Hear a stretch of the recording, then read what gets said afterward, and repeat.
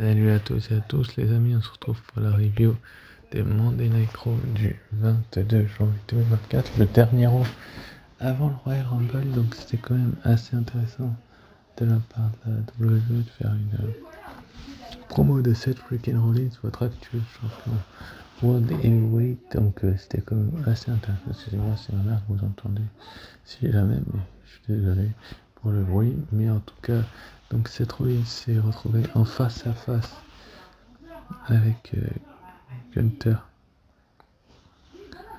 en face à face avec Gunther, donc c'était quand même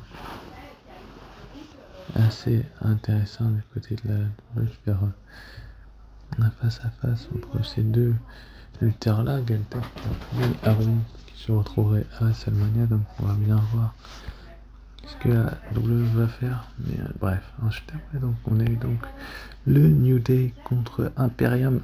Là c'était un point positif du show. Enfin, l'un des meilleurs points du show, c'était quand même cette rencontre, parce que franchement, l'animosité entre ces deux équipes était plutôt assez intéressante, que ce soit du côté du New Day ou du côté de Imperium. Ça fait partie pour moi des deux meilleurs duos à la WWE, surtout Kaiser et Vinci. Mais bon, Xavier Woods et Kofi Kingston ne sont pas décevants et dégueulasses non plus, donc c'était quand même une belle rencontre entre ces deux équipes-là qui nous ont fait franchement vibrer. Je veux dire, sincèrement, mon point de vue, ça a été pour moi l'un des meilleurs matchs de l'année 2024. Je vous ferai peut-être meilleur face, meilleur heel 2024, j'ai pas eu trop le temps de passer. Et l'année prochaine, ça sera fait. Mais en tout cas, ce qui est certain, c'est que la victoire a été plutôt belle. Enfin, il y a eu un autre contest, pardon, entre ces deux équipes-là, donc Xavier Woods et Kofi Kingston et Nick Kaiser et Jeremy Vinci, ça s'est fini en no contest. C'est quand même dommage, je trouve, que ce soit fini en no contest entre ces deux équipes-là. Et ensuite, après, donc, on a eu Fa'ala contre Ivy Nile, donc Ivy Nile qui s'est déclaré pour le Royal Rumble match du côté du Royal Rumble l'an passé, enfin cette année, pardon, pour le Rumble féminin. Est-ce qu'elle va faire une super performance? On va bien voir. Ce qui est certain, c'est que pour moi, les meilleures performances du côté de ce rôle-là sont à mettre au crédit du New Day Imperium, mais ce match-là a quand même été plutôt bon également. Mais bon, on va bien voir ce que la WWE va faire avec ces matchs-là. Enfin bref, ce qui est certain, c'est que Ivy Nile et voilà, là, on fait une bonne performance, mais qu'il y a peut-être mieux à faire du côté de la WWE entre ces deux catcheuses-là. Elles sont pas hyper bien bookées non plus. Finalement, Evina a remporté cette rencontre. C'est elle qui ressortir comme étant une des plus grandes de cette rencontre. Elle a été bien évidemment accompagnée de Maxime Debris. Bon, on va dire qu'il y a quand même une déception, c'est de voir que l'ancien personnage de Sarah Logan est un peu détruit. Enfin bref, ensuite après, donc on a eu la promo de Nia Jax, qui est pour moi l'une des favorites du Royal Rumble féminin. Becky Lynch, Bayley et Nia Jax, donc on va bien voir si elles vont gagner, mais elles font partie en tout cas des favorites. Les trois se sont finalement confrontés et c'est parti un petit peu en autre boudin, enfin en bagarre générale, on va dire ça comme ça. Bon, il fallait s'y attendre en même temps que, vu que c'était le dernier Royal Rumble, que Nia Jax et Bayley se fassent un petit peu une confrontation. C'est peut-être elles qui seront les dernières du Royal Rumble féminin, si je ne m'abuse, mais peut-être pas. On verra bien ce qu'elle va réserver avec ces trois catcheuses. Là, peut-être qu'on aura une quatrième, peut-être qu'on aura une cinquième, ça on verra bien qui ira dans le event de WrestleMania. Mais ce qui est certain, c'est que pour moi, ces trois-là font partie des favoris du match et ce serait pas tout décevant de les voir. Enfin bref. Juste après, du coup, on a eu le Miz contre Dominic Mysterio. Donc la semaine dernière, on avait eu un match par équipe. Et il y a 2 semaines également, je crois, où le Miz et R-Truth avaient battu Jersey Tom et JD McDonald. Là, ça n'a pas tourné comme Miz voulait. Forcément, R-Truth n'était pas dans son coin, alors que Dominic Mysterio et comment il s'appelle, et JD McDonald était présent dans le coin. JD McDonald, pardon, et Finn Balor était présent dans le coin de Finn Balor. Enfin, bref, ce qui est certain, c'est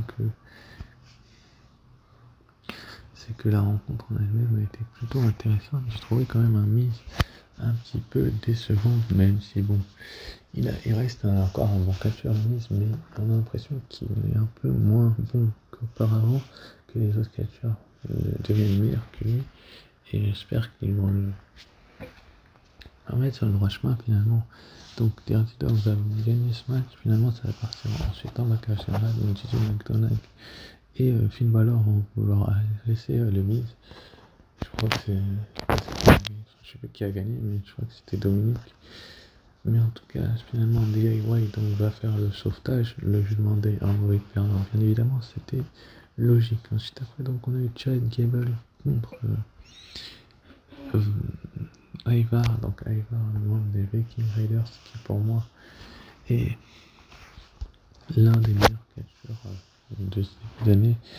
Un catcheur qu'il va falloir surveiller, même si bon, il y en a pas mal qu'il faut surveiller, mais Ivar, il va falloir vraiment lui le surveiller, parce que franchement, c'est une bonne chose de voir Ivar sur le droit chemin. Mais bon, peut-être que Ivar va être sur le droit chemin pas longtemps, mais ce qui est certain, c'est que cette rencontre-là a été d'une beauté, d'une qualité franchement excellente. Donc c'est à voir ce qui se passera par la suite pour ces deux catcheurs-là. Mais j'ai trouvé quand même la victoire d'Ivar suite à l'intervention de Hala franchement intéressante, parce que je fais gagner un catcheur qui pour moi est parmi les meilleurs de cette année. Ensuite après, donc on a eu le face à face entre le revenant CM Punk, donc le meilleur au monde, et Cody Rhodes CM Punk. La promo, pour moi, est l'une des meilleures promos de ces derniers mois, parce que le Rollins Gunter, le face à face était intéressant, mais franchement celui-ci était tout aussi bon. Franchement, on a vu la haine qu'il y avait un petit peu entre les deux catcheurs, même si je pense que Cody Rhodes et CM Punk auraient pu, faire beaucoup mieux du côté de la WWE. Et franchement, c'est pas étonnant du tout que ce face à face soit arrivé à ce moment-là. Mais bon, juste avant le Royal Rumble, c'est logique. Est-ce que ce sont les deux derniers participants du Royal Rumble match? C'est à voir ce que la WWE compte faire avec CM Punk et Cody Rhodes. Mais pour moi, s'il y a bien deux catcheurs par un premier favori de Royal Rumble, c'est bien Cody Rhodes et CM Punk. Mais bon, il y a d'autres noms qu'il va falloir surveiller, mais vous aurez bien évidemment une vidéo pronostic comme à son habitude. Enfin bref, c'est des points positifs du show, voire le plus positif, parce que le match suivant entre Candice LeRae et Indy Hartwell et Shayna Baszler et Zoe Stark, pour moi, pour avoir un futur match pour les titres par équipe féminin détenu par Kayden Carter et Kazana Chance, qui observait ça aux abords du ring, a été pour moi l'un des matchs les plus ennuyeux de ce rôle-là. Bon, ennuyeux, pourquoi? Je vais m'expliquer. C'est-à-dire que je l'ai trouvé ennuyeux parce que je pense que elles ont eu peut-être un petit peu trop de temps d'antenne, étant donné que, enfin pas assez plutôt, pas trop mais pas assez, mais c'est dû à la promo entre Cody Rhodes et CM Punk qui a duré extrêmement longtemps. Mais bon, je pense que c'était logique de les faire s'affronter, étant donné qu'elles avaient toutes les deux leur match par équipe la semaine passée. Donc c'est à voir ce que la WWE va faire par la suite. Peut-être une victoire finalement qui va être obtenue par Shayna Baszler et Zoe Stark, mais ça fallait s'y attendre forcément qu'elles allaient gagner. Elles vont être finalement confrontées par Kayden Carter et Katana Chance, qui vont se faire attaquer par leur aspirant numéro titre du côté du prochain SmackDown qui aura lieu après-demain. Donc les Kabuki Warriors, donc Asuka et Kiri Sane, les deux matchs contre. Enfin bref, c'est un point un petit peu neutre. Ensuite, après, donc, dans le main event, on a eu Senior Money Damien Priest, le membre du Jugement Day contre Death Cody. Je savais que passe Drew McIntyre. Bon, le match en lui-même a été correct. On va pas se mentir en se disant oui, ça a été pas bon, oui, ça a été bon. Pour moi, ça a été l'un des meilleurs main events de ces derniers temps du côté de Raw, mais bon. Entre main event et main event, il y a main event et main event. Mais franchement, ce qui est sûr, c'est que pour moi, ce main event-là était meilleur que celui de la semaine dernière qui était entre Shinsuke Nakamura et Cody Rhodes, si je dis pas de conneries. Ou il y a 2 semaines, mais en tout cas, ce qui est sûr, ça a été nettement mieux. Parce que pour moi, il y a une histoire entre les deux catcheurs. Enfin, franchement, Cody Rhodes et Nakamura, il y a une histoire, mais qui vient de commencer il y a peu. Mais là, Drew McIntyre, Damien Priest, Drew McIntyre avait empêché Damien Priest d'encaisser sa mallette à Raw Day 1, le premier Raw de l'année. Et donc, forcément, ça peut créer des tensions finalement. Donc, c'est Drew McIntyre qui va gagner suite à une intervention de R-Truth qui est arrivée en ringside pour mettre l'argent à Damien Priest. C'est un peu parti en sucette du coup. Finalement, Drew McIntyre va faire un Claymore Kick à, à Damien Priest pour le compte de 3 et célébrer sa victoire. Enfin, bref. Annoncé donc pour la semaine prochaine le premier après le Royal Rumble, donc on aura Main Event Jey Uso contre Big Bronson Reed, les deux veulent récupérer un titre. On aura également le Judgment Day, donc Damien Priest, Senior Money in the Bank et Finn Balor contre Jay White, Johnny Gargano et Thomas Ciampa pour les titres par équipe. C'est Harry Replay qui a organisé ce match. Est-ce que le Judgment Day va rester au top? On verra bien. Ce qui est certain, c'est qu'on aura un autre match de championnat, c'est Kofi Kingston contre Gunther pour le titre intercontinental. Est-ce que le ring général va continuer sa domination? On verra bien ce qui se passera la semaine prochaine. Bon, pour ce qui est de la note du show, je vais mettre un bon 14 sur 20 parce que franchement, il était pour moi l'un des meilleurs shows de ces derniers temps. Sur ce, je vous remercie d'avoir très vite. Je vous dis ciao, bye et à très vite.